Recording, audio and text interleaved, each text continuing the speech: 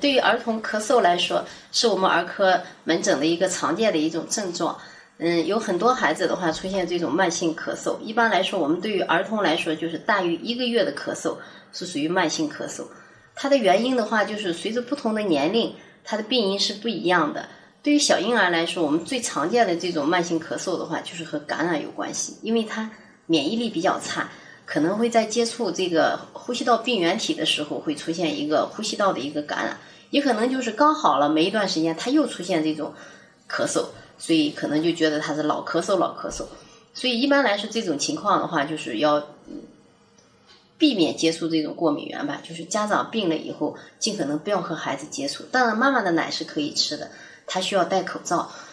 再一个就是说增强孩子的一个抵抗力吧，对于这种小婴儿来是这样的一种情况。稍微年龄偏大点的孩子，3岁以上的一个孩子，我们其实最常见的一个慢性咳嗽的原因就是咳嗽变异性哮喘，它是以咳嗽为唯一表现的，其实它是一种儿童哮喘的一种形式。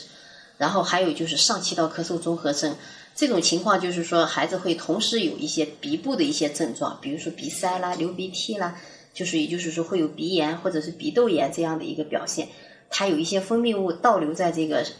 咽后壁的时候会出现刺激性的一个咳嗽。第3种常见的原因就是我们感染性咳嗽和感染后的一个咳嗽。这种咳嗽的话一般就是介于这种支原体的一个感染，可以出现孩子的一个气道高反应，也就是说稍微有一个冷空气或者是一个物质的一个刺激，它就会出现一个持续的一个反复的一个咳嗽。还有最常见的原因就是一个胃食管反流，也就是说在晚上喂夜奶的时候会出现一个胃食道的一个反流，就是食物反流上来又呛咳进去。